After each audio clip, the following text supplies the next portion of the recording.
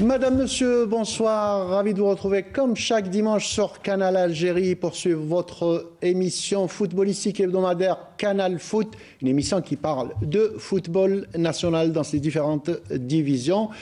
Ce week-end, c'était la clôture de la phase aller, aussi bien pour la Ligue 1 que pour la Ligue 2. C'était la 15e journée, toutes divisions confondues. En Ligue 1, la GS Kabylie qui garde sa première place malgré sa défaite à Chlef, le Mouloudia d'Alger, qui retrouve le chemin de la victoire en allant battre les Magaraouis à Magara même, 2-1. Le SM Alger, une balade de santé face au MCO, 3-0. Et même le Chabab Riadi de Belouizdad qui se retape un petit moral après la débâcle en Champions League en Égypte face au Ahli du Caire. En Ligue 2, les deux leaders dans les deux groupes centre-est et centre-ouest confirment. Le Mberoui 7 à l'est et l'US Ben Aknoun à l'ouest confirment et prennent le large avec 5 points de différence sur le premier poursuivant. On verra tout cela en détail, mais avant tout ça, nous avons le plaisir de recevoir aujourd'hui sur le plateau de Canal Foot le président du RC Arba, Monsieur Faudel Ben Qdidah. Président, bonsoir. Merci d'avoir répondu à notre invitation. Bonsoir, bonsoir à vous, bonsoir à tous. J'ai le plaisir de partager cette émission avec vous et l'honneur. Tout le plaisir est pour nous. Juste en face de vous, notre consultant à la télévision algérienne, à Canal Algérie, le consultant de Canal Foot, Abdelnour Kawa. Abdelnour, bonsoir. Bonsoir Fatah, bonsoir Président et bonsoir nos amis téléspectateurs. Eh bien, juste en face de vous, un habitué aussi, un stopper dur sur l'homme. Il s'agit bien sûr de Ahmed Aribi. Ahmed, bonsoir. Merci d'avoir répondu à mon invitation. Merci à vous, mon cher Fatah, et comme d'habitude, très heureux de vous retrouver et de passer avec vous dans la dernière émission de l'année 2024. Eh bien, tout le plaisir est pour nous. Voilà, Madame, Monsieur, le décor est planté. On y va pour la première rubrique après cela.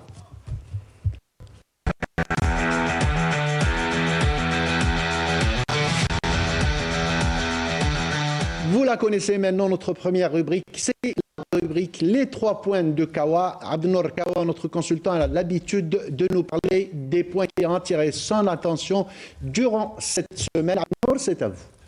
Ben, je vais commencer en premier lieu à parler de l'incident qui s'est déroulé à Biskra, entre le Biskra et le match qu'avait opposé Biskra à Sétif. Il y a eu un incident qui est passé pratiquement inaperçu puisqu'on en a parlé très peu, mais dans les réseaux sociaux ça a été amplifié.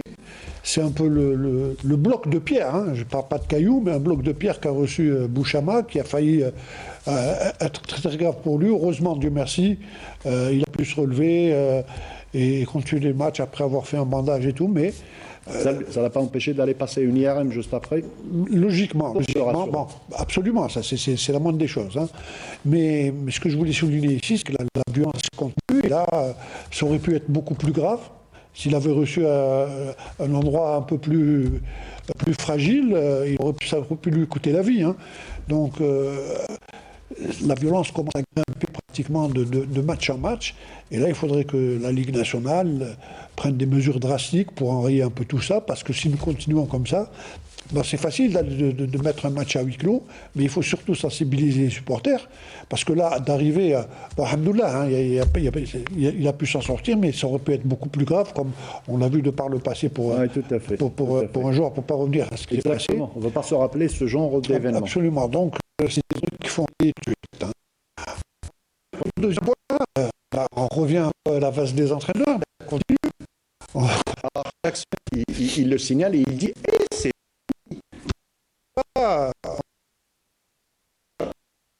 le projet sportif.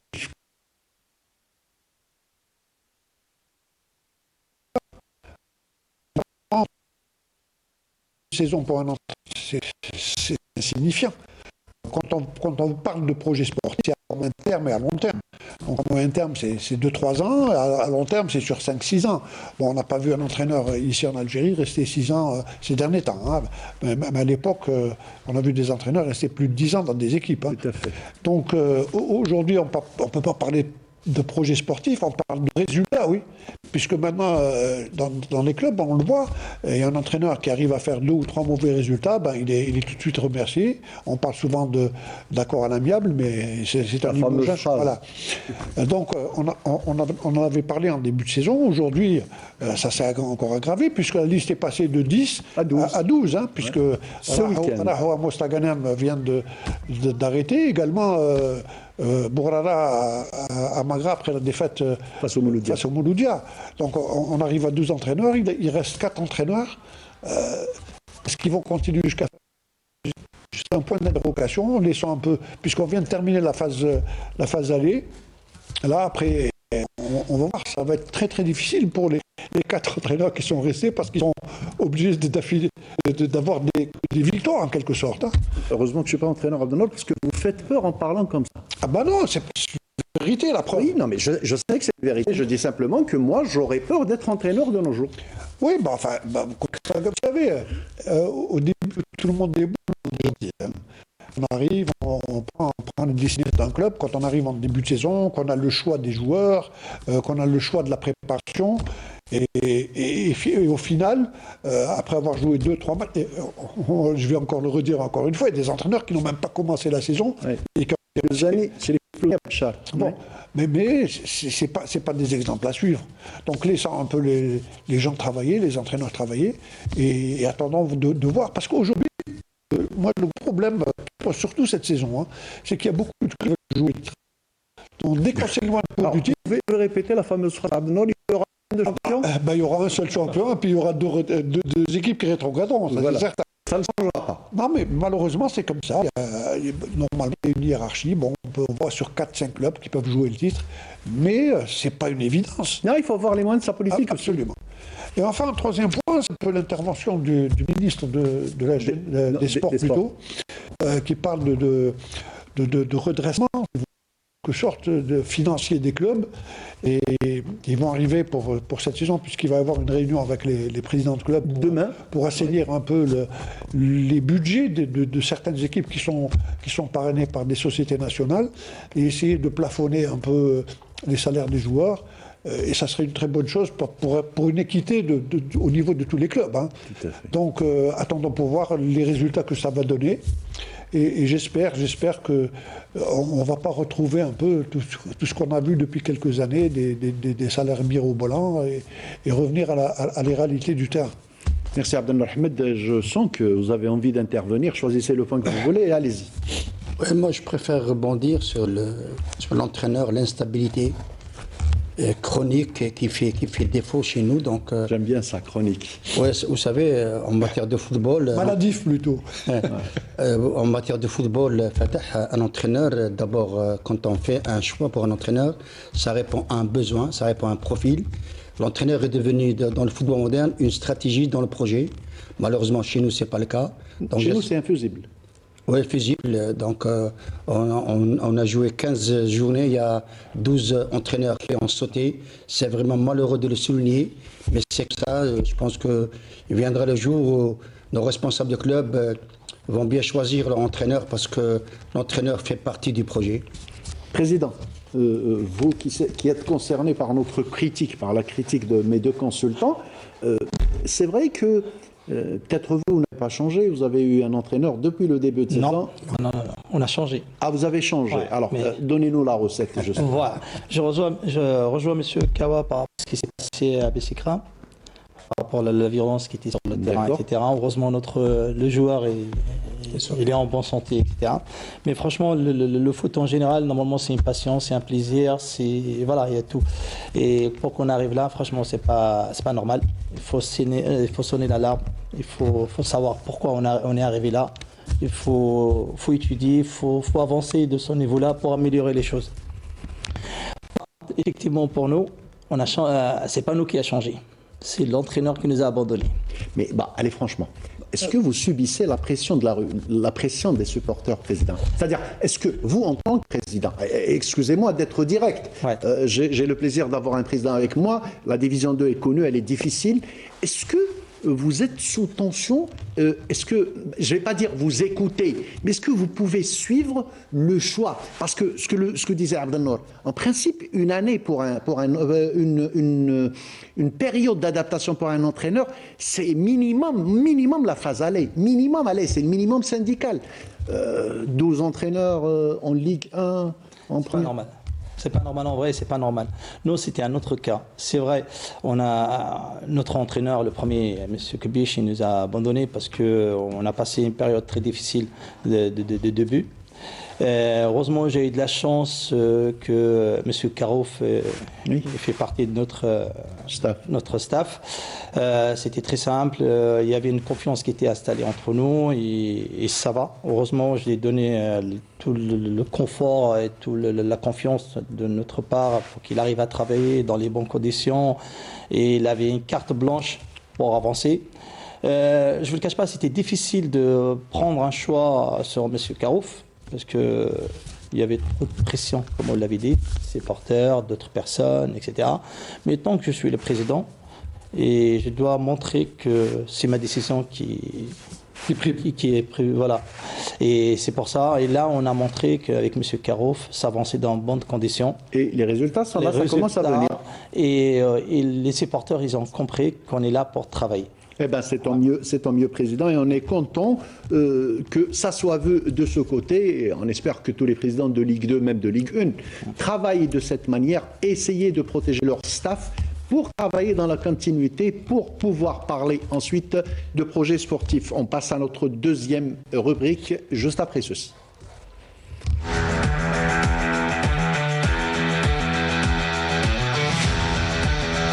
C'est la fin de la phase aller, la 15e journée qui s'est jouée ce week-end, le jeudi, le vendredi et le samedi. Il y a eu tous les matchs de la journée. C'est vrai que nous avons fini la phase aller, mais il reste beaucoup de matchs en retard, beaucoup de clubs, on le verra tout à l'heure, beaucoup de clubs qui cumulent jusqu'à 4 matchs, comme le SM Alger, qui cumule jusqu'à 4 matchs, le CRB, 3 matchs, le Paradou aussi. On va voir tout ça, mais la phase aller, c'est terminé. On va commencer par le premier match, et c'est d'ailleurs le premier match qui s'est joué le jeudi. C'est celui qui a opposé à Magra, le NC Magra, au Mouloudia d'Alger, et c'est un sujet de Meissel Bouela. Première victoire sous la conduite du technicien Khaled Ben Yahya, le Mouloudia d'Alger. Cette équipe qui préfère voyager pour gagner renoue avec le succès, en battant le Nedjm de Magra de buts à 1. Après avoir tenté d'imposer son jeu durant la première période, gênant temporairement l'organisation de Magra. Au retour des vestiaires, ce sont les locaux qui ouvrent le score à la 47e minute de jeu, sur une contre-attaque rapide par l'ancien de la maison Bouzkeli. Mais les Rouges et Verts n'ont pas tardé à réagir. Halaimia égalise à la 53e minute avec un coup franc somptueux qui trouve la lucarne. Finalement, c'est dans le temps additionnel que Reda Halaimia a une nouvelle fois fait la différence. Sur coup franc rentrant, il vient délivrer les siens.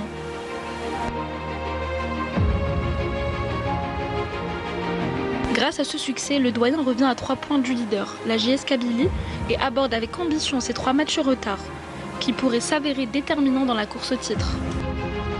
Le Mouloudia d'Alger qui retrouve sous la houlette de Khaled Ben Yahya, le nouveau coach, le Tunisien, qui retrouve le chemin de la victoire. C'est de bon augure et c'est venu au bon moment, Abdelnour. Tout à fait. Une victoire très, très importante pour le Mouloudia. Hein. Bien que cela ait coûté la place de notre ami Demir Bourlala, il fallait impérativement que le Mouloudia renoue avec les victoires. Il y a eu un changement d'entraîneur. L'effet le premier match, ça s'est terminé par un match nul. Là, ils reviennent avec une victoire de l'extérieur. C'est 3 points qui sont très, très bénéfiques pour la suite du championnat. Mais malheureusement, on constate que la ligne d'attaque est restée. Voilà, c'est ce que j'allais vous poser comme question, justement. Donc, c'est sur deux balles arrêtées de Halaimia. Bon, tant mieux. L'essentiel, c'est de pouvoir avoir les 3 points. Puis je crois que Khaled Ben Yahya a encore beaucoup de travail à faire, surtout concernant la ligne offensive. Pensez à Abdelnour que le Mouloudia est dans l'obligation de recruter, aller dans la partie avant de l'équipe. Vous savez, quand on revoit, on fait le bilan, on est en train de parler de la phase aller, bon, le Mouloudia a encore 2 matchs retard. Bien sûr qu'il faut faire un bilan, voir un peu ce qui ne va pas. Bon, soit on fait avec ce qu'on a et puis on essaye d'améliorer, surtout d'essayer d'être plus concret devant les buts pour certains attaquants. Le Mouloudia, il a 3 matchs en retard. 3 matchs en retard. Donc ils peuvent. Le problème n'est pas là. Le problème maintenant, c'est de retrouver l'efficacité de la saison passée ou d'il y a 2 saisons. Maintenant, quand on voit que les attaquants sont restés muets depuis le début de saison, quand on revoit un peu le nombre de buts qui ont été marqués, Abdelawi a marqué, Hleimi a marqué, beaucoup de défenseurs ont marqué. Donc il y a un problème évident. Il y a un problème évident, un problème d'efficacité devant. Donc, et évidemment, l'idéal, ça serait de trouver un buteur. Bon, avec Andy Delors, ça ne s'est pas tellement bien passé. Peut-être que il va se réveiller. Oui, c'est possible, hein, la phase retour. Mais toujours est-il que le Mouloudia a tout intérêt à retrouver sa dynamique de but. Maintenant, ils sont encore dans la course au championnat. Ça va être très difficile pour pas mal de clubs parce que quand on revoit un peu le classement, avec les matchs retard et tout, ça ne s'est pas encore décanté. Hein. C'est dans un mouchoir de poche. Donc j'espère que le Mouloudia va pouvoir trouver des solutions pour pouvoir être beaucoup plus efficace devant. Ahmed, malheureusement, ça a coûté la place à notre ami Liamine Bourarawa. Ce que j'ai entendu, enfin, ce qu'on a su, parce qu'il n'y a rien d'officiel, enfin, jusqu'à l'heure où on se parle, on n'a pas encore vu d'officiel ou de communiqué. Ce qu'on a su, c'est que c'était Liamine Bourarawa qui avait déposé sa démission. On ne sait pas le vrai du faux, mais ça a quand même coûté la place au sympathique Liamine.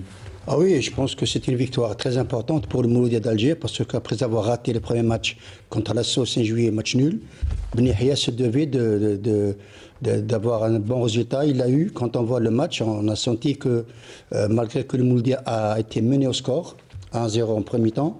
En deuxième mi-temps, le MCA est revenu. On a vu que les 2 buts marqués, c'est ce latéral droit, Hleimi, qui les a marqués. Donc, comme je dis souvent, les balles arrêtées ont toujours été une arme supplémentaire dans le football. Maintenant, cette victoire va donner de la lucidité, va donner de la confiance à d'abord aux joueurs, à l'entraîneur, aux responsables. Mais je pense que le Mouloudia peut rebondir, le Mouloudia peut revenir sur sa lancée dans la phase retour. C'est que vraiment le Mouloudia, c'est pas le seul club. De toute façon, tous les clubs qui participent aux compétitions africaines. Alors, c'est une trêve où on est censé recharger les batteries. Le Mouloudia a la Champions League et il a aussi les matchs de coupe. C'est que ça va être difficile de pouvoir reconstruire. C'est-à-dire qu'ils n'ont pas beaucoup de temps pour ça. Alors là, vous me tendez la perche. Là, c'est un problème de méthodologie de l'entraîneur. C'est à lui de trouver la bonne sauce, le bon remède pour essayer de... Vous savez, quand vous avez des matchs de retard, jouer la Champions League, etc., c'est vraiment très compliqué au niveau des séances d'entraînement. Il y a aussi la charge de l'entraînement qui est très importante. Donc, pourquoi je dis l'entraîneur? Parce que c'est à lui de gérer ces situations. Mais Ahmed, peut-être qu'on ne s'est pas compris avec la question. Moi, je vous dis, Ben Yahya n'a pas la chance d'avoir une période pour refaire une petite préparation. Il n'a pas cette chance. C'est une très très bonne question de votre part, mais la réponse que je peux donner, c'est que ainsi va le football. L'entraîneur, il ne peut pas tout changer. Il doit s'adapter, il doit gérer et trouver des solutions. Très bien, j'ai posé... Oui, allez Abner. Non, moi je voulais pas, puisque vous avez parlé de Coupe d'Afrique, vous avez parlé de Coupe d'Algérie, de championnat, bon, il faut... Mouloudia, il joue demain déjà contre Ben Aknoun. Ce que je voulais dire par là, c'est quand même un effectif qui est assez étoffé.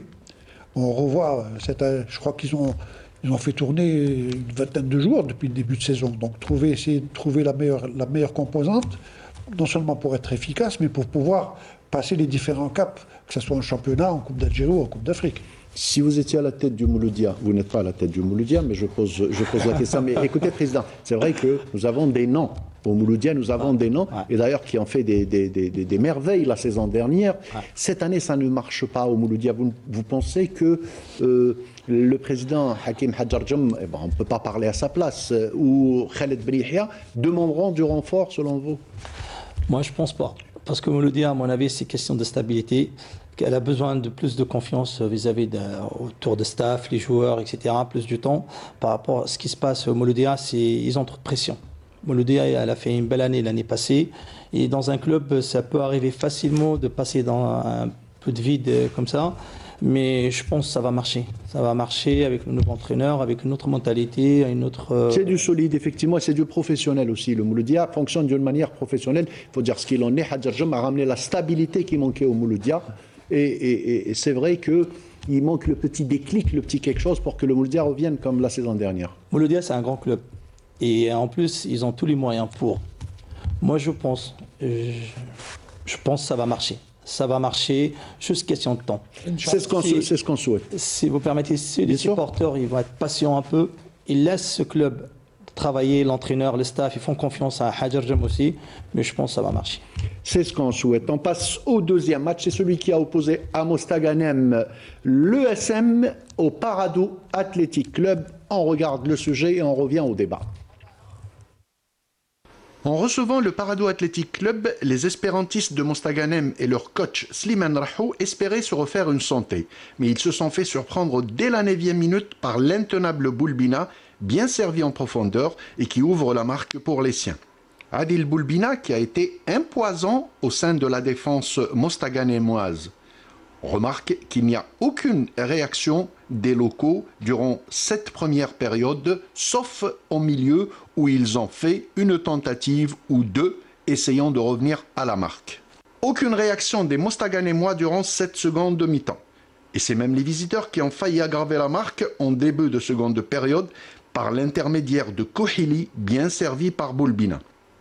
Une seule action à noter pour les verts et blancs au milieu de seconde période, suite à un corner bien repris de la tête par Belarbi, mais le cuir sort en 5,50 m. La réponse des pakistes est immédiate, mais Adil Boulbina, bien servi par Kohili, rate lamentablement face au but. Les Mostaganémois sortent de leur zone et font quelques tentatives d'incursion, notamment par Belarbi et Hitala. Mais l'excès de précipitation et surtout la déconcentration dans leur course derrière le score ne leur permet pas d'égaliser. Boulbina, encore une fois, prend la défense locale de vitesse et lobe le gardien mostaganémois, mais rate le cadre. Dans les derniers instants du match, les poulains de Rahou se ruent vers l'attaque, voulant coûte que coûte égaliser, mais n'y arrivent toujours pas et se découvrent derrière. Et c'est logiquement l'intenable Boulbina qui rajoute un second but à l'ultime minute du match lorsqu'il s'échappe du rang central et trempe Hannan, signant ainsi une victoire méritée qui propulse son équipe à la 9e place avec 3 matchs en moins. Voilà, c'était donc la victoire du Paradou Athletic Club en déplacement. Encore une fois, on est tombé sur les deux entraîneurs qui ont quitté leur poste. Ça a coûté le poste de Slimane Rahou. Abdelnour, on ne va pas parler de la démission de Slimane Rahou, on va parler de cette courbe ascendante de l'équipe du Paradou Athletic Club. Ah bah, tout à fait. Depuis la prise en charge de Bilal Ziri, le Paradou se porte très bien. Ils sont habitués maintenant à des victoires. Bon, bien sûr, il y a un joueur qui fait la différence, c'est Boulbina, ça on le sait depuis le début de saison. Il fait sensation depuis le début de saison. D'ailleurs, C'est un petit peu normal, un jeune qui rêve de jouer en Manchester City, Abdelnour, vous vous rappelez? Je me rappelle, voilà. Il était là il y a un peu plus d'un mois. On l'a ramené et le garçon, il a la tête sur les épaules. J'espère que son rêve va se réaliser. Inch'Allah. Bon. Mais toujours est-il qu'il est en train de prouver que c'est un joueur qui a un avenir certain. Bon, pour peu maintenant qu'il continue à travailler, qu'il continue à progresser. Mais là, déjà, il fait la différence. Et la victoire contre Mostar à Mostar prouve un peu que le Paradou a retrouvé sa verve d'antan. Et puis, ils sont capables maintenant de rejoindre les ténors de ce championnat. Abdelnour, pour revenir au cas Boulbina, selon les derniers échos, le Paradou Athletic Club, c'est un niet catégorique. Adil est intransférable. On l'avait dit. Hein. Ouais, vous l'aviez dit, vous avez dit qu'il est impossible qu'on le lâche. En fin de saison. Parce que là, on ne peut pas lâcher. Enfin, je me mets un peu à la place des responsables et de l'entraîneur. On ne peut pas lâcher un joueur qui nous donne, qui est pratiquement le meilleur joueur du championnat, surtout s'il s'agit d'un transfert hivernal dans le même championnat. Bon, maintenant, s'il a une offre à l'étranger, éventuellement. Mais une chose qui est certaine, c'est que d'ici la fin de saison, pour la saison prochaine, je pense que Boulbina sera à l'étranger. Ça, c'est sûr. Ahmed, l'équipe de l'ES Mostaganem qui développe quand même un jeu plaisant. On les a vus. C'est vrai qu'ils ne remportent pas beaucoup de matchs, mais quand ils jouent, on les voit, c'est une équipe joueuse. Et malgré ça, ils se retrouvent au bas du classement. Ils sont avant-derniers, premier relégable. C'est malheureux quand même. Oui, premier relégable. Et puis, c'est une équipe qui continue à manger son pain noir. Moi, je savais que... Ah non, ils sont premiers relégables, effectivement. Oui, je disais qu'en face, il y a une équipe très joueuse qui est le Paradou. On a vu la semaine passée dans votre dernière émission, j'avais dit que le Parado a bien fait de ramener Dziri comme entraîneur, parce que Dziri, avec les 6 joueurs de Parado, il est comme un poisson dans l'eau, parce que lui, c'est d'abord, d'après sa mentalité, son coaching et les joueurs. Donc il a trouvé une équipe très joueuse qui lui rend la monnaie, et puis il s'est adapté rapidement à ce style de jeu. Moi, à chaque fois, je dis que le Parado, elle a toujours créé des problèmes à tous les clubs de la division 1. À l'occasion de les commenter à plusieurs reprises. Une équipe très joueuse, une équipe qui joue un football académique, c'est leur dada. Maintenant, moi je suis très content pour Dziri parce qu'il a démontré qu'avec des joueurs moyens mais bien formés, il peut bien travailler. On a vu le deuxième but de Boulbina. Je parlais au président en disant que Boulbina, avec ce sang-froid de duel en face de le gardien, il n'a pas paniqué, il a marqué un but de haut niveau. C'est vrai, Ahmed, mais pour revenir à Bilal aussi, il est en train de jouer le rôle du grand frère aussi. Hein. Les joueurs se sentent proches de lui. Tout à fait. Tout à fait, là, parce que c'est très important ce que vous dites, Fatah, il accompagne les joueurs. L'accompagnement d'un entraîneur envers les joueurs est très important aujourd'hui. C'est vrai, Président, quand on voit un entraîneur qui fait le rôle du grand frère, il n'est pas... il est plus âgé, c'est clair, Bilal a roulé sa bosse sur les terrains, mais quand même, les joueurs se reconnaissent en lui. Effectivement, Dziri Bilal, il a eu de la chance de se trouver dans une équipe comme Parado. C'est ça qui fait la différence dans notre championnat. Un club formateur, un académie, etc. C'est qui donne la stabilité. Les joueurs, ils sont pas connus, mais ils sont sur le terrain. Ils sont bien formés. Et il a eu de la chance. Là, il peut appliquer tout ce qu'il veut comme jeu en vrai. Et le résultat, là, qui sont en face, qui sont positifs. Et je pense qu'il peut aller beaucoup plus loin. Vous voulez dire quelque chose? Non, mis à part le fait que vous avez parlé de grand frère, il n'y a pas que ça. Entre autres. Entre autres. Ouais. Mais ce qu'on voit à travers le Parado depuis quelques matchs, c'est que c'est une équipe qui est en train de s'améliorer de match en match. C'est vrai. Donc c'est sûr que la tâche devient beaucoup plus facile. Vous savez, quand on est sur une phase ascendante, ça facilite le travail, ça facilite le fait de pouvoir discuter avec les joueurs et aller de l'avant.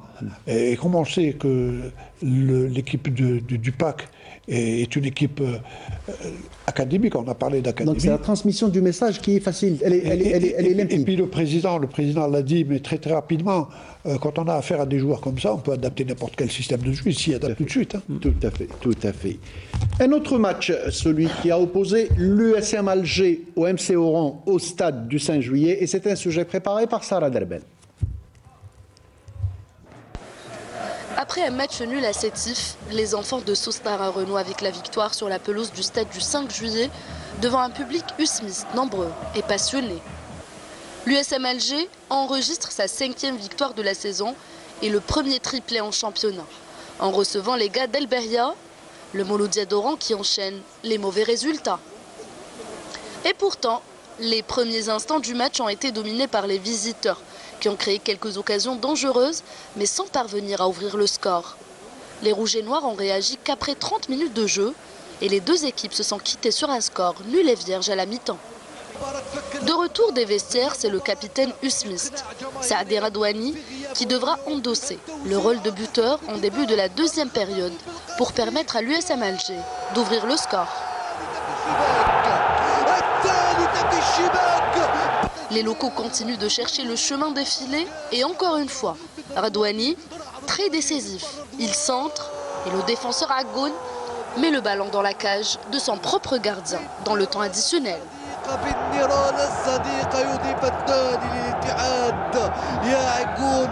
Dans les derniers instants de la rencontre, Imad Azi aggrave la marque sur une jolie tête après un corner bien botté par Smaïl Belkasmi. 3-0, tel était le score final de cette rencontre de la dernière journée de la phase aller. Une victoire qui permet à l'USM Alger d'occuper provisoirement la 4e place au classement en attendant de jouer ses 4 matchs retard, le Mouloudia d'Oran devra profiter de cette trêve hivernale pour bien préparer son retour et retrouver la place qu'il mérite. Voilà, c'était très clair ce résumé de Sarah Derbel, l'USM Alger qui se retrouve à la 4e confortable place avec pas moins de 4 matchs en retard. Pour une fois, on voit l'USM Alger Ahmed Haribi qui plante 3 buts, c'est la première fois de la saison. Oui, la première fois, ça a été beaucoup plus en deuxième période et j'ai eu l'occasion de commenter ce match. Je peux dire qu'il y a eu deux mi-temps complètement différentes. Apparemment, la première mi-temps a été à l'avantage du Mouloudia Doran. Absolument. Parce qu'il y en a qui disent que ça a été facile, pas du tout. Pas du tout, le Mouloudia avait dominé. Je vais vous dire ce qui s'est passé en premier temps et ce qui s'est passé en deuxième mi-temps. En premier temps, on avait une équipe de MCO d'Oran qui a vraiment animé les débats avec un dispositif de 4-4-2. Ça a très bien marché. Ils ont failli marquer et n'ont pas eu cette occasion. Mais en deuxième mi-temps, on a vu que tous les efforts déployés en premier mi-temps ont été au profit de l'équipe de l'USM Alger qui a fait monter le rythme. Et puis, ils ont bien travaillé, ils sont restés dans le camp du MCO. Ils ont pressé très très haut, ils ont récupéré des ballons à l'approche du gardien de but Rahmani. Et puis on a vu que tous les trois buts qui ont été marqués, ils ont été marqués dans la surface de réparation. Il y a Ardouani, le latéral droit, qui a marqué le premier but. Après, il y a un but marqué contre son camp. Et le troisième but a été marqué par l'Axial Azi, qui a pris la place de Alilet. Donc je pense qu'en deuxième mi-temps, l'USM Alger était vraiment plus forte que le MCO. Adnour, on avait parlé en début de saison. Allez, il faut le dire, l'USM Alger, c'est le meilleur recrutement, enfin, du moins le plus étudié, le plus précis de la Ligue 1. Oui, ça on l'avait dit, c'est vrai, en début de saison, surtout le recrutement des joueurs africains. Bon, il y en a 2 qui ont confirmé.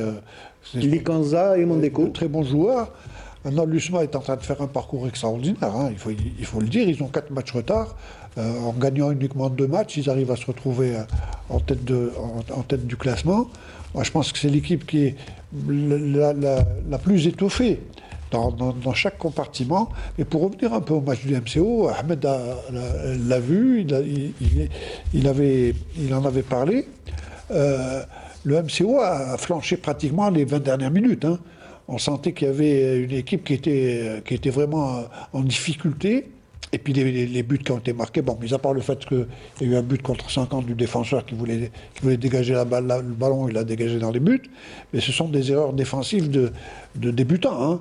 Donc c'est vrai que l'USMA, on sentait que le MCO en fin de match était pratiquement inexistant. Donc ils n'ont pas pu tenir le rythme du jeu. Maintenant, tant mieux pour l'USMA, et puis le MCO doit encore travailler davantage, surtout pendant cette trêve, pour essayer de...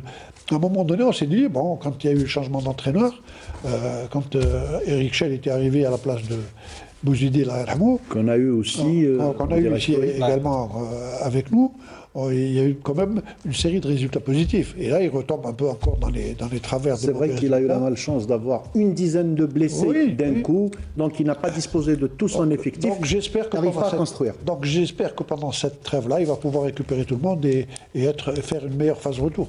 Très bien, alors on passe au match suivant, c'est celui qui est passé en direct aussi sur Canal Algérie, celui qui a opposé l'US Biskra à l'entente de Sétif, et c'est un résumé de notre ami Smaïn Belkhaïdia.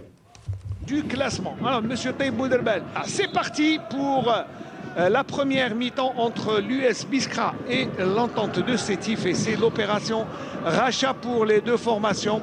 Attention à la récupération du ballon, profondeur pour Bacha qui n'est pas en position de hors-jeu. Bacha, Messoud Salem et le but. Ah mais il y avait position de hors-jeu de Messoud Salem, estime l'arbitre. Et l'arbitre va à son chevet alors que l'on revoit la faute, l'action. Voilà, c'est pour dire avec cette ligne qu'il y avait bel et bien hors-jeu. Lardaï, le ballon repoussé. Ah là, et là, oui, le petit ballon dans le filet, l'arbitre qui dit qu'il n'y a rien, non. Ah, il va checker. Il va checker. Allez, c'est parti, il n'y a pas de faute. 7 minutes de temps additionnel. Douar, oui, c'est vrai, là. Pas besoin de VAR, je vous confirme qu'il n'y a pas de faute de main. Regardez. 0-0 entre l'entente de Sétif et l'US Biskra après ce coup de sifflet de M. Taïb Bouderbel. On va se reposer comme tous les joueurs et on se retrouve dans un petit quart d'heure après la pause citron. Bachar Abdelrahman, il garde le ballon, il a besoin de trouver Mellala qui vient couper la trajectoire du ballon. Il a pris le ballon dans les pieds de Saoud Salem. Ouais, là, c'est Adam Djali qui récupère le ballon, ils sont 3 Biskri. Il faut prolonger, Bouzienne. Oh là là, qu'est-ce qu'il a raté Bouzienne. Hamidi, là c'est un bon ballon, Hamidi. Ouais, Bouzienne, et puis oh non, dans l'extérieur. Ah, dans le petit filet, je croyais que le ballon était à l'intérieur. En plus, il y avait une position de hors-jeu. Monsieur Salem en profondeur pour Bacha. Il n'y a rien. Ça sera un 5,50 m qui s'extirpe du marquage, contrôle le ballon. Et c'est vrai que Mellala arrive en retard. Vont remontrer l'action sous tous les angles possibles. C'est vrai que Mellala ne touche pas le ballon, il touche le joueur. Il demande à Mellala. Allez, pas de penalty. Diarra Moriba. Mais ballon. Oh, pour Ben Khalifa. Et l'arrêt exceptionnel. Un très bel arrêt de Mellala. Qui stoppe vraiment le ballon. Qui veille sur Chabidis, qui a un très bon jeu de tête, le défenseur. Oh, le but! Oh non! Oh, ça a rasé le montant droit de Mellala qui était battu et c'est Douar. Ouais, un joueur qui est à terre du côté de... du côté gauche de la défense. Bouchama. Ouais, Bouchama. Voilà, c'est vrai qu'il a reçu sur la tête là, difficile. Il a reçu une pierre et là il tombe. Voilà, monsieur Taïb Bouderbel Youssef qui met fin à cette rencontre sur le score de départ 0-0. On aurait eu beaucoup d'occasions dans ce match, mais point de but. Et c'est voilà, la contestation, mais ça ne changera rien du tout. 0-0 entre Biskra et Sétif. Comme on dit en football, il y a de bons 0-0, de mauvais 0-0. Celui-là, c'était un bon, sauf l'action. L'action du jet de pierre, c'est vraiment malheureux. Ça a quand même cassé le spectacle de cette rencontre, Abdelnour. Tout à fait, hein. Bon, c'est malheureux, je ne vais pas en reparler, mais on a vu un match. Bon, vous savez qu'il est d'abord très difficile de jouer sur un terrain comme celui de Biskra. Oui, tout à fait, on l'a dit plusieurs fois. D'autant plus que Sétif, on connaît un peu les qualités des joueurs de Sétif. Là, ils n'ont pas pu développer leur jeu. Même Biskra, hein, on a vu, c'était des longues balles, donc on ne peut pas garder le ballon à terre, le faire circuler. Ouais, on est en train de revoir la répétition. Oui, ça aurait pu coûter beaucoup plus cher à Boucham. Alhamdoulilah, il s'en est sorti. On ne remet pas en cause les supporters de l'US Biskra. On sait que c'est des gens sportifs. Ça, c'est un énergumène qui a fait ça. C'est un énergumène qui a fait ça. C'est dommage. C'est dommage. Ah ouais, Avec tout le respect qu'on doit aux habitants de Biskra et aux supporters de l'USB. On a joué à Biskra, on a commenté des matchs à Biskra. C'est des gens très accueillants, c'est des gens très sportifs. Malheureusement, il y a toujours des intrus qui font ce genre de gestes. Mais ça aurait pu être beaucoup plus grave. Et là, moi j'ai dit, hein, des gestes comme ça sont à condamner. Et puis il faut prendre des mesures très très drastiques. Et essayer d'enrayer tout ça, hein, parce que il va y avoir une escalade. Hein, j'espère que les sanctions qui vont être prises à l'encontre, bon, malheureusement, ça va être le club qui va payer. Ouais. Et ça, c'est vrai. Et l'ensemble des supporters, moi, je les connais, puisque j'ai entraîné Biskra et j'ai fait une accession avec eux en 2000. Ce sont des gens extraordinaires. Oui, très sportifs en plus. Très sportifs qui connaissent le football. Tout à fait. Malheureusement, comme vous l'avez dit, il y a des énergumènes qui rentrent et puis qui gâchent un peu tout le spectacle qu'on peut voir sur un terrain. Ahmed Alibi, on était en train de parler tout à l'heure, vous étiez en train de discuter avec le président, avec M. Begdah. C'est Mellala qui attire encore l'attention du côté de Biskra. Un gardien pétri de qualité qu'on espère voir dans les plus grands clubs et qui a un avenir radieux pour peu qu'on s'en occupe. Ah oui, il a un avenir très prometteur. Abdenor connaît ce métier d'entraîneur des gardiens. Et lui, en tant qu'ancien gardien de but, c'est vrai qu'à chaque fois, Mellala, il tire sa révérence. C'est quelqu'un qui est... Ce que je lui reproche, de temps en temps, il est un petit peu impulsif. Mais sinon, il est toujours le meilleur. Réaction de jeunesse, c'est tout. Ah, tout à fait. Et puis, si on doit parler du match, Fatah, si vous me permettez, moi, j'ai pas vu un grand match. J'ai vu quelques petites combinaisons sur le plan technico-tactique, sur le plan offensif. Mais dans l'ensemble, tout le reste, j'ai pas vu le volet technico-tactique. C'est un 0-0 à mettre, pour moi, à mettre aux oubliettes. Moi, j'ai vu une bonne deuxième mi-temps, Ahmed Alibi. Peut-être qu'on n'a pas regardé le même match. Mais non, mais c'est lui le technicien. C'est lui le technicien, donc c'est moi qui a tort. Il y a une chose qui est certaine. Oui.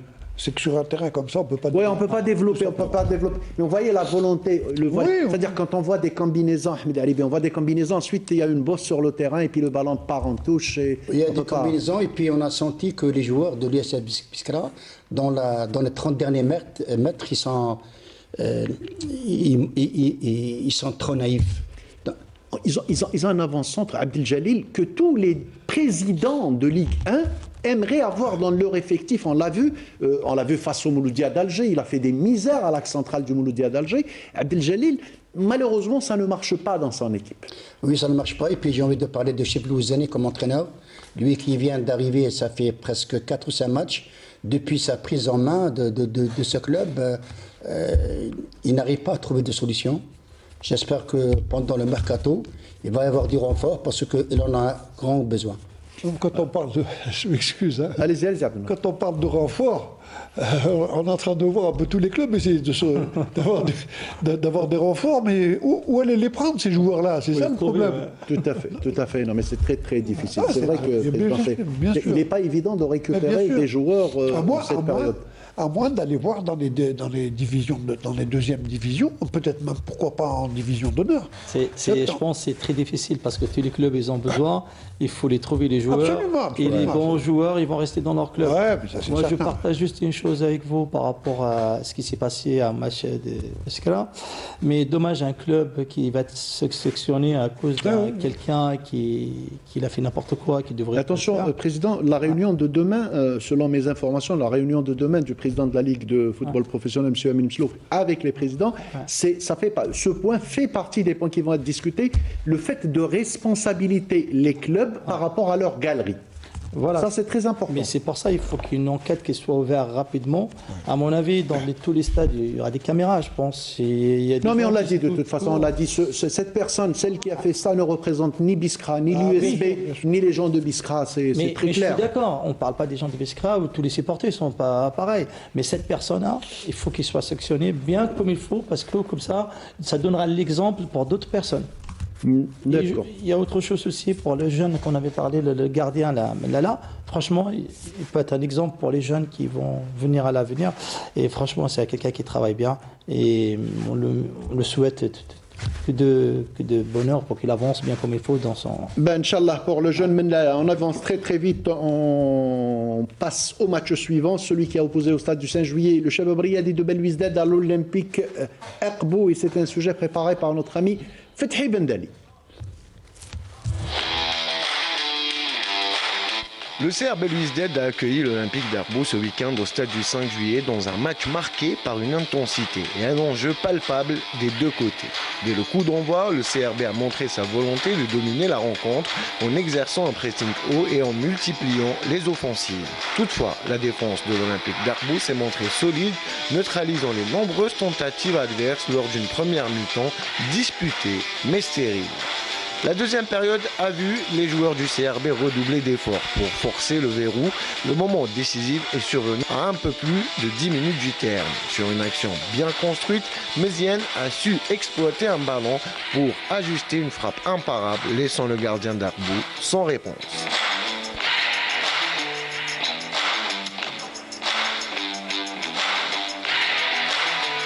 Malgré quelques tentatives en fin de match pour revenir au score, l'Olympique d'Arbo n'a pas réussi à égaliser, manquant de tranchants offensifs. Cette nouvelle victoire de rang pour le CRB porte son total au classement à 19 points, ce qui la place à la 8e position avec un paquet de matchs en retard. En revanche, l'Olympique d'Arbo, en perte de vitesse après un bon début de saison, chute à la 11e place avec 17 points. Un match crucial pour les deux formations, le CRB relance sa dynamique tandis qu'Arbo devra rapidement corriger ses lacunes pour éviter de s'enfoncer davantage.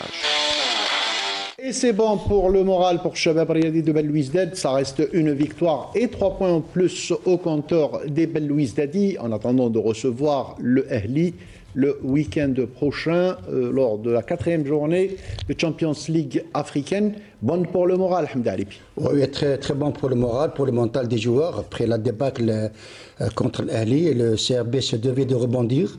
C'est vrai que c'est une victoire étriquée, mais ça reste 3 points pour le club. Par contre, l'Olympique d'Akbou est en train de chuter donc, depuis la prise en main de Zerdoud. Zerdoud est à sa 2e défaite consécutive. Vous savez, en Algérie, dans le football, quand vous réalisez 2 défaites consécutives, vous n'êtes pas à l'abri. Voilà. Donc, je pense que Zerdoud va essayer de trouver la solution pour au moins retrouver le sourire lors du prochain match. Ce que nous a dit Amrani, ça fait 2 semaines à Abdelnour, quand on l'a reçu sur le plateau, effectivement, que le travail se sent, on sent qu'il y a eu du travail, mis à part, allez, on va mettre entre parenthèses, la déroute au Caire face au Ahli, mais sinon, le Shabab retrouve le chemin de la victoire, du moins en championnat. Bah oui, là, depuis la prise en main d'Abdelkader, les résultats sont positifs, il faut dire ce qu'il en est.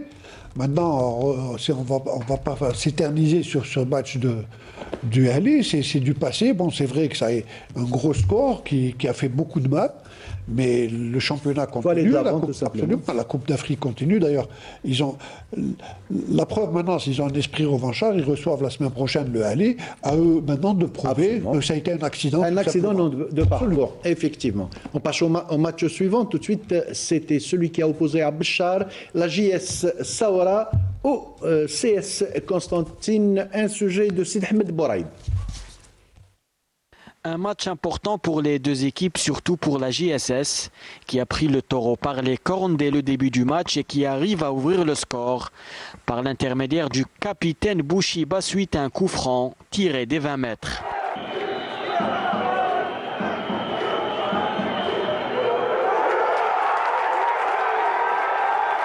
Les locaux poursuivent leur domination en deuxième période et c'est en toute logique qu'ils aggravent la marque par Rorab. On jouait alors la 64e minute de jeu. Ils auraient pu marquer d'autres buts, mais le score restera inchangé jusqu'au coup de sifflet final.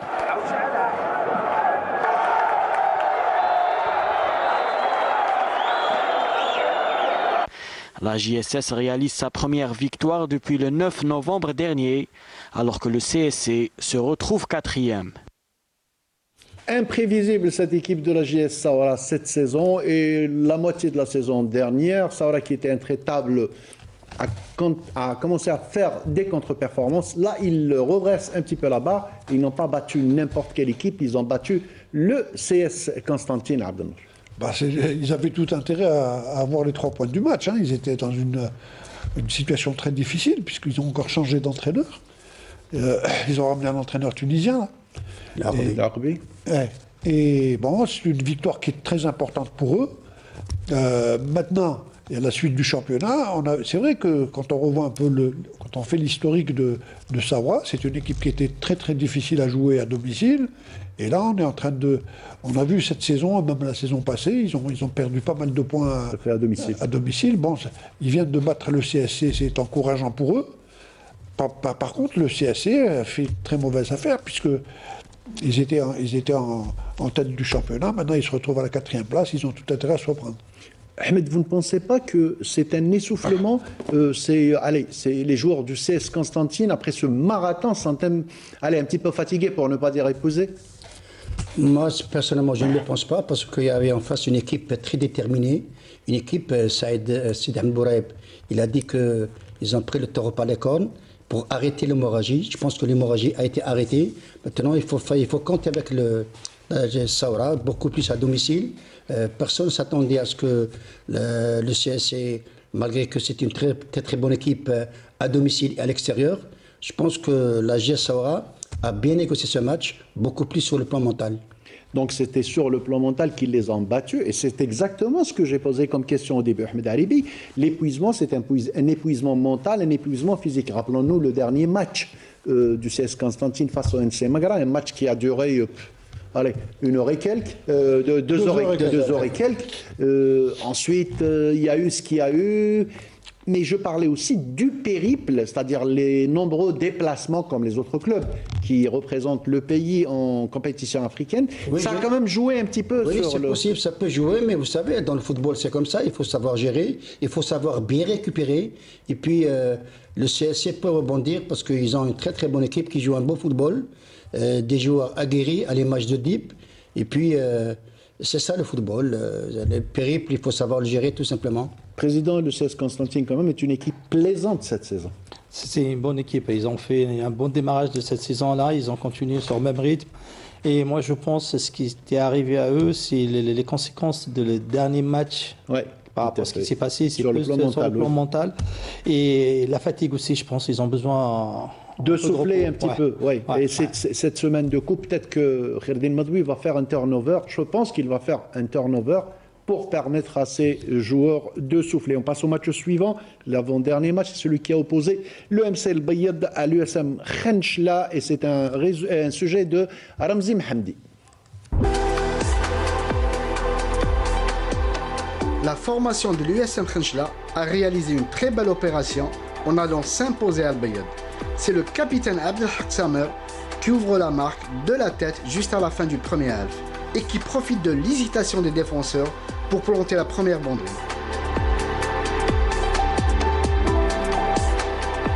Touchés dans leur amour-propre, les gars d'Al Bayad nivelleront la marque juste après le début de la seconde période par l'intermédiaire de Belaribi qui reprend le cuir de la tête et permet aux siens d'espérer renverser la vapeur.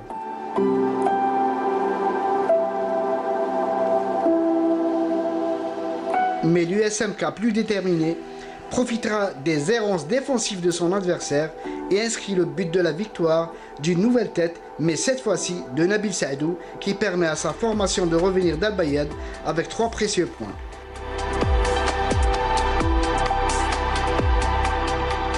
Khenchla, avec cette victoire, est désormais 7e avec 20 points et un match en moins, alors qu'Al Bayad doit impérativement se reprendre. Le football, qu'est-ce qu'il est imprévisible. Le football, aller battre l'Olympique Akbou à Akbou et venir perdre à Al Bayad face à l'USM Khenchla, c'est quand même difficile à digérer. Ah bah oui, c'est difficile, c'est sûr. Ils étaient surtout partis... pour une équipe qui est en quête de points. Absolument, ils sont au bas du tableau. Maintenant, il ne faut pas oublier également que Khenchla est une équipe très joueuse. On connaît un peu les qualités de cette équipe-là. Ils sont capables du meilleur comme du pire. D'ailleurs, ils l'ont prouvé à l'extérieur. Le Bayad est en train de souffrir cette saison. Bon, ce sont deux équipes qui ont accédé en même temps. Hein. Exactement. On avait vu deux équipes qui avaient affiché une très bonne santé en la première année. Deuxième année, un peu Mitch. Cette année, Khenchla est beaucoup plus stable que le Bayad, entre guillemets. Hein. Mais ça va être également très difficile pour le Bayad dans la phase retour. L'essentiel maintenant, c'est qu'ils arrivent à gagner tous leurs matchs à domicile, et ça, c'est très important s'ils veulent se maintenir en première division, bien sûr. Un mot, Ahmed, sur... Oui, rapidement, je pense que le Bayad est en train de tirer beaucoup plus vers le bas que vers le haut. Maintenant, moi, je suis vraiment peiné pour le duo d'entraîneurs qui est composé de Lotfi Amrouche et Karim Bakhti. Ça va être très difficile pour eux parce que la situation de Al Bayad est très inquiétante. C'est vrai que c'est très très inquiétant. On souhaite tout le courage pour notre ami Lotfi Amrouche. Le dernier match de cette journée, c'est celui qui a opposé l'ASO à la JS Kabylie, un match que j'ai eu le plaisir de commenter avec Ahmed Haribi. On voit le résumé et on revient au débat. Sur Azrine qui donne le coup d'envoi pour les locaux de l'ASO. L'embalance du ballon devant. On essaye de trouver Evra. Evra qui est le buteur de cette équipe de l'ASO. Et c'est vrai, Ahmed Haribi, que c'est un chasseur né. Sifflé par le référé. L'Arbi aussi, Ahmed Haribi, qui est d'un très très bon niveau. Attention, attention. Et c'est un penalty. C'est un penalty causé par Hadid. Un penalty causé par le gardien Hadid. Il obtient un avertissement. On va voir le joueur qui est tombé. C'était à la 37e minute, 36e minute de jeu. C'est Bounoua, Ahmed Haribi, effectivement. 36e minute de jeu. Bounoua. Il a reçu, ouais, et voilà. Il a reçu un coup très très fort au niveau de la tête. Espérons que c'est pas tellement inquiétant pour lui. On a vu que l'intention n'y était pas. Hein, on est en train de revoir. Là, on voit que Hadid est sorti pour récupérer le ballon. Voilà, et c'était là, il est en train de discuter. Il a vu l'action, il l'a revu à plusieurs reprises. C'est vrai que c'est difficile, Ahmed Haribi, ce genre de situation est difficile pour monsieur l'arbitre, pour monsieur Azrine. Voilà. Ah, je pense qu'il a pris sa décision. On ne sait pas ce qu'il a décidé. Voilà, c'est ce qu'on disait, Ahmed Haribi. C'est ce qu'on disait, Ahmed Haribi. On a raison. On a raison, oui, Ahmed Haribi, de toute façon. On n'est ni pour l'ASO ni pour la GS Kabylie, mais il est clair. D'ailleurs, merci à Rachid Mekidesh et merci à toute l'équipe technique. Il risque de valider le but, Ahmed Haribi. Oui, là il n'a pas le ballon. Il n'a pas touché. Il va partir. Fait la faute sur lui. À mon avis, il va partir regarder, parce que Boudbouz était devant. À mon avis, il va partir regarder. Ah non, il demande de jouer.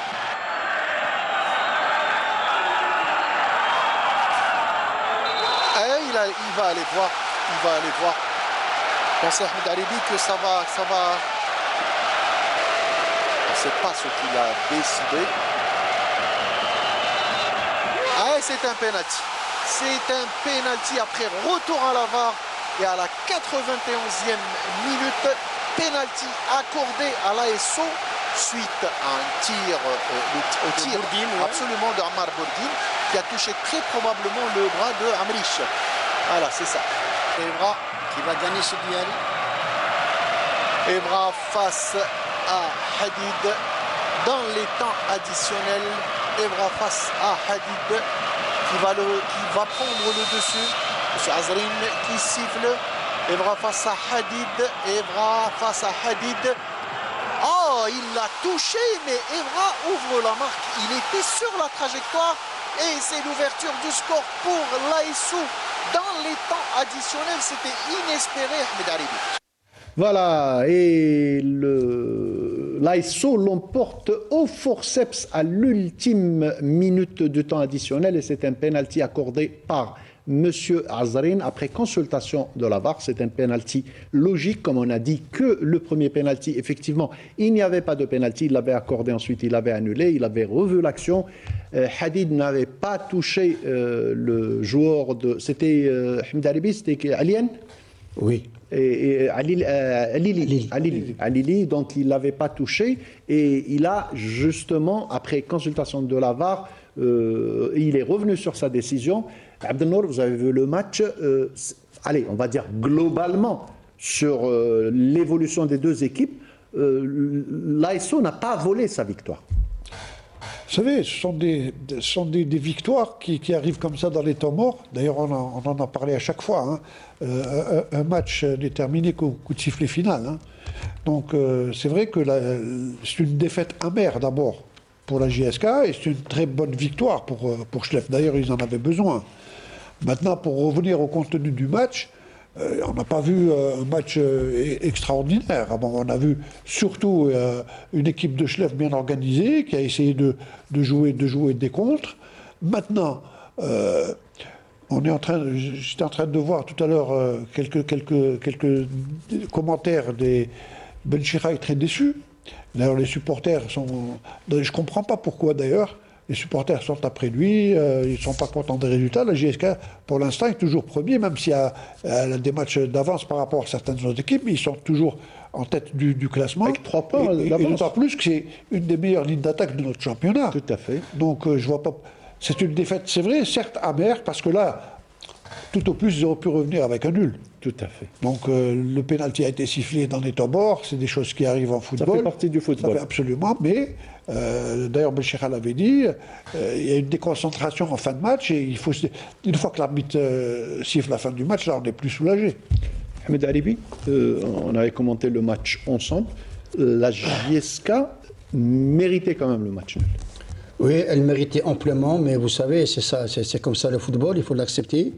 Maintenant, si on doit parler de ce match, Abdennour on a bien parlé. Moi, ce que je veux dire, c'est que quand vous encaissez dans le temps additionnel, c'est toujours frustrant, c'est toujours rageant pour un entraîneur, parce que vous n'avez pas la possibilité de rebondir, c'est immédiatement la fin du match. C'est comme ça, il faut l'accepter. Maintenant, c'est une défaite qui fait mal pour Belchira, mais Belchira peut rebondir. Le but de Boudbouz ne méritait pas une consultation de la VAR, Ahmed Haribi, selon vous? Oui, justement, on en avait parlé, vous et moi, hier, que ce but, pour moi, est limpide. Il ne souffre d'aucune contestation. Malheureusement, je pense que M. Azrin, qui est l'arbitre de la rencontre, n'est pas allé voir l'écran de la VAR. Parce qu'on ne lui a pas demandé de venir. Parce que sinon, il aurait changé d'avis et donné un but valable pour la JS Kabylie, but marqué par Boudbouz. Parce que si cette action fait, excusez-moi, je termine. Avant le but de... Oui, on a vu que Medjadel est allé vers le ballon a été lâché par Medjadel. Et on a vu que Boudbouz n'a pas touché Medjadel, ce qui veut dire que c'est un but amplement mérité. Voilà, mais le football est comme ça, il peut être injuste parfois, toujours est-il que l'ASO mérite cette victoire. Donc c'était le dernier match qu'on avait vu, on va voir les tableaux des résultats et des classements en musique.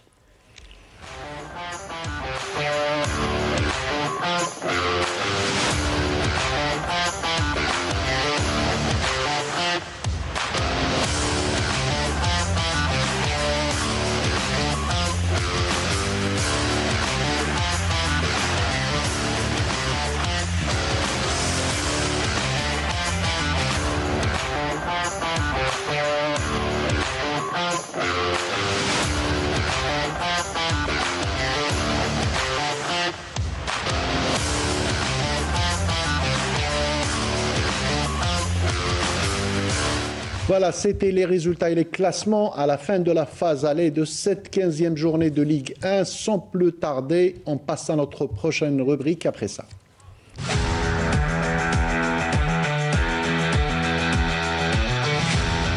C'était aussi la 15e et dernière journée de la phase aller en Ligue 2 pour les deux groupes Centre-Est et Centre-Ouest. On va regarder ce résumé préparé par notre ami Ramzi Mahamdi qui, c'est une sorte de bilan de cette phase aller. On voit ce sujet, on revient au débat.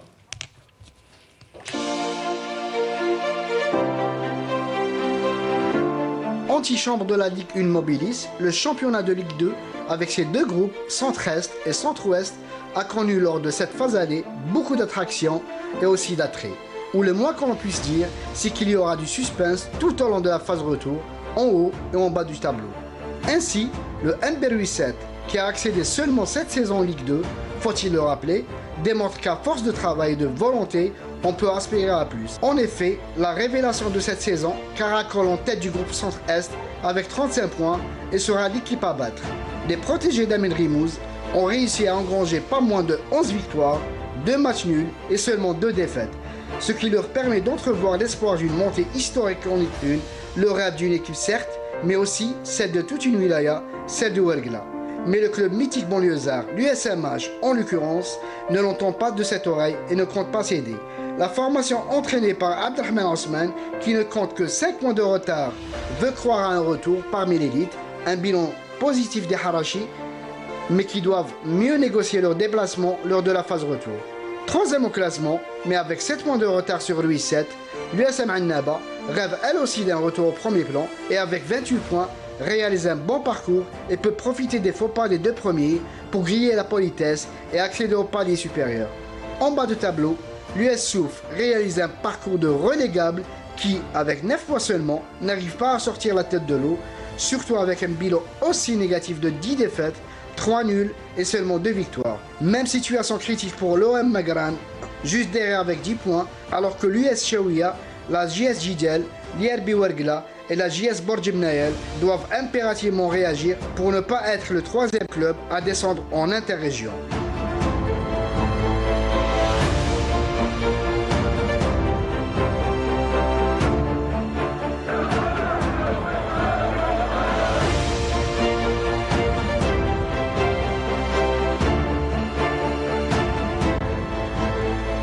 Dans le groupe centre-ouest, l'US Ben Aknou qui veut vite retrouver la Ligue 1 Mobilis après sa descente la saison passée et avec 10 victoires et 5 matchs nuls reste invaincu avec 35 points au compteur.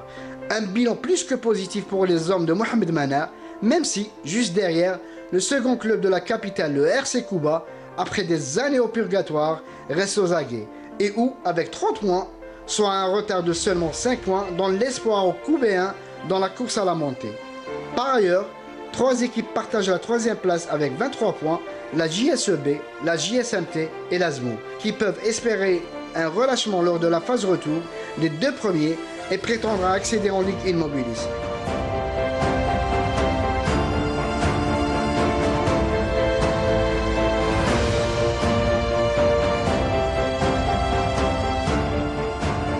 La plus grosse progression est à mettre à l'actif du net, qui après des débuts plus que catastrophiques, enchaînant plus les revers que les victoires, reprend des couleurs.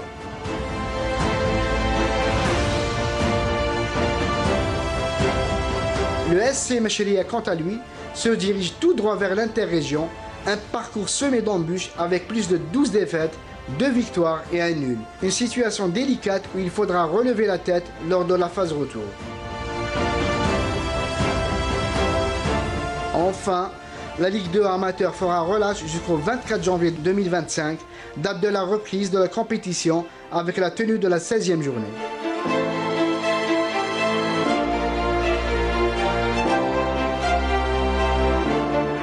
Voilà, c'était un résumé, un gros résumé de cette 15e journée.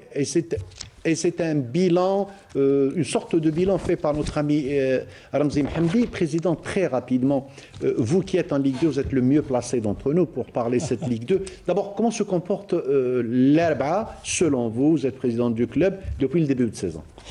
L'Arba'a, c'est, de toute façon, par rapport à ce qui se passe là maintenant, on est bien. Parce qu'on a commencé une année, début d'année, c'était très très difficile pour nous. On ne croyait même pas qu'on va arriver là avec les poids qu'on a recrutés jusqu'à maintenant. Mais j'avais espoir et on est arrivé là où on est maintenant. C'était votre objectif, président? Oui, c'était mon objectif, mais j'ai jamais pensé d'être là, en vrai. Pourquoi? Dans le club. J'étais jamais pensé d'être à l'Arba'a, etc. Tant que j'étais un supporter de l'Arba'a, c'est pour ça que j'étais trop attaché à ce club-là, que j'aime bien. Et fin de compte, quand je vu, il n'y a personne qui s'est présenté, une semaine avant de commencer le championnat. Au jour au lendemain, je me suis dit, pourquoi pas? Et je suis arrivé à l'Arba'a. Alhamdoulilah, ils m'ont bien accueilli. Je suis à l'aise à l'Arba'a, mais il y avait trop de pression. Parce que vous arrivez à gérer, comment? Oui, j'arrive à gérer parce que j'ai confiance en moi-même et j'ai fait confiance à notre supporter. Ils m'ont fait confiance. Il y a une confiance qui s'est installée, qui était bien partagée. Confiance mutuelle. Voilà. Et franchement, c'était pas simple. Dites-moi, président, allez, avec cette petite expérience, une phase, allez, donc la moitié d'une saison, qu'est-ce qui vous manquerait, vous, à l'Arba'a, par exemple, pour aller mieux? L'Arba'a, je ne vous le cache pas, l'Arba'a, c'est une ville qui n'a pas trop les moyens. Et malgré tout, c'est une zone industrielle, il y a des investisseurs, il y a tout, etc. Mais par rapport à ce qui se passe, c'est lié à les années précédentes. Parce que c'était le club, il y avait un cumul, les clubs étaient mal gérés, il y avait une mauvaise gestion, tout le monde, ils ont perdu confiance. Même heureusement, il y a le public qui revient, il commence à sentir cette confiance. Et il n'y a plus de moyens. Et je gère le club à mon perso, voilà, que je paye les joueurs avec, les déplacements avec, l'hébergement avec. Et jusqu'à maintenant, au jour d'aujourd'hui, le club, il n'a pas touché un centime. Jusqu'à présent. Voilà, jusqu'à présent, ni subvention, ni rien du tout, parce que c'est lié aussi à l'Assemblée Générale, même le compte qui était retardé, le compte du club il est bloqué. Mais président, c'est-à-dire ceux ils doivent vous débloquer, ils ont des comptes à rendre aussi, donc il faut qu'il y ait quand même de la traçabilité sur les anciennes saisons. C'est les bilans qui vous manquent en fait. Ce que vous devez faire, c'est d'essayer d'assainir en essayant de ramener les bilans des saisons précédentes, comme ça vous serez en plein droit de demander des moyens. Mais le problème, l'Assemblée Générale, pour le moment où ils ont fait l'Assemblée Générale, jusqu'au fin octobre. L'Assemblée Générale, normalement à la fin de saison, il y aura un bilan, etc. Il n'y a rien de clair. Et je ne le cache pas, au niveau de la comptabilité, je ne sais pas comment ils arrivent à travailler les clubs. Il n'y a même pas un bilan clair. Il y a un truc qui me choque plus, c'est les faux frais. Ils aiment bien le mot favoriser. Je comprends pas. Les clubs, ils n'ont pas de comptabilité réelle. C'est-à-dire, il y a ça et autres. Et va deviner ce que c'est. C'est impressionnant. Ce qu'on appelle les pertes et profits. Là. Mais impressionnant. Faux frais. Mais il faut arrêter là. Ça ne marchera pas, là, les faux frais, là. Non, mais là, je m'excuse, Président, je vous coupe. Là, vous dites que vous êtes en train de gérer par vos propres moyens. Oui. Mais ça ne peut pas durer éternellement, tout ça. Mais c'est normal, ça ne va pas durer longtemps. C'est pour ça que j'ai tapé sur toutes les portes, etc. Mais malheureusement, il y a monsieur le maire, que je le salue, monsieur Bokhalfa Draouf, il essaye un peu avec la commune de l'Alba. Mais comme je vous ai dit, c'est une commune qui n'a rien du tout en vrai. Très pauvre. Voilà, on a tapé sur les portes des DGS, on a parti sur les portes.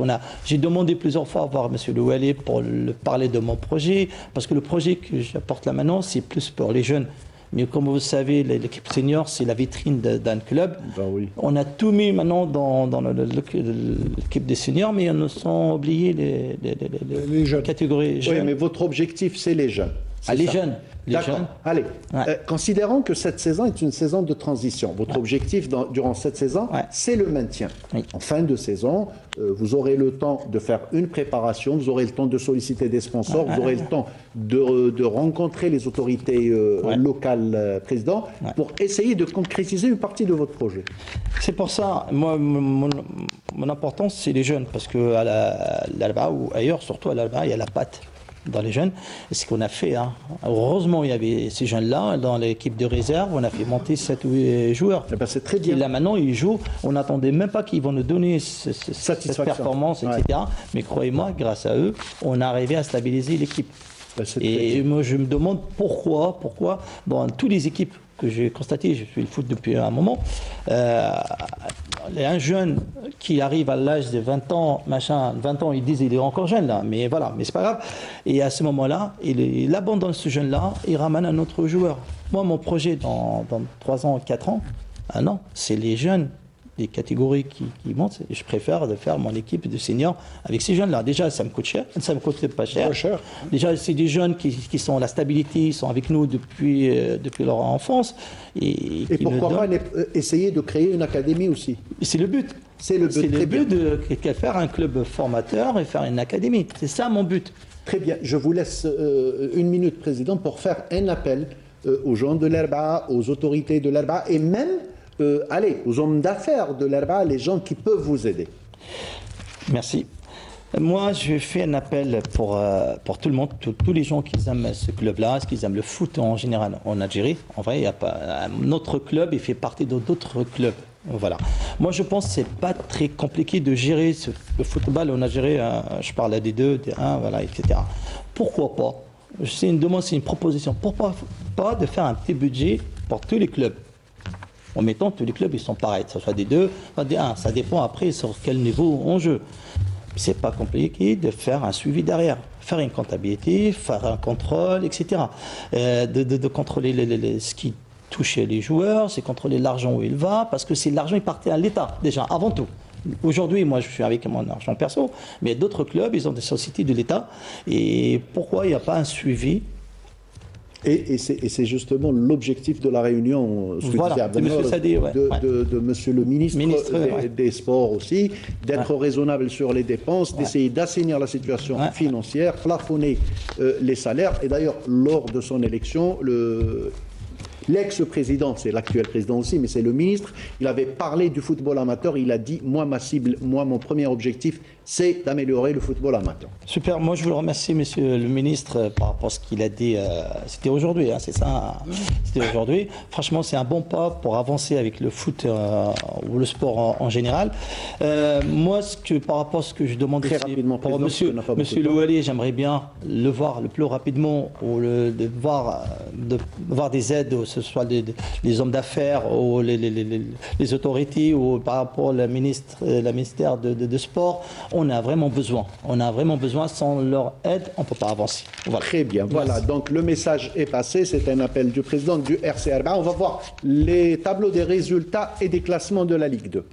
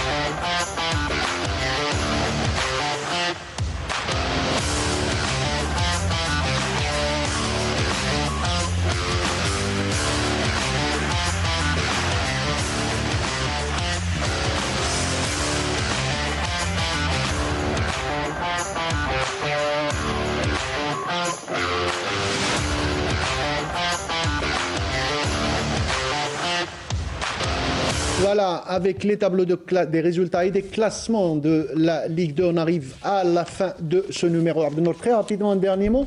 Maintenant, puisque nous sommes à l'avant-veille de la nouvelle année, donc je souhaite à tous et à toutes très bonne année, et beaucoup de santé surtout et beaucoup de joie. Et c'est nous aussi, on souhaite à toute la famille footballistique et tous les Algériens une excellente année 2025. Merci Ahmed Haribi, merci Président d'avoir accepté notre invitation. On vous remercie Madame, Monsieur, vous retrouverez demain Mokhtar Hammani pour 5 ans de chrono. Jeudi, ça sera Sarah Derbel avec Agenda Sportif. Quant à nous, on se retrouvera dimanche prochain, même heure, même chaîne. Restez sur Canal Algérie. Au revoir.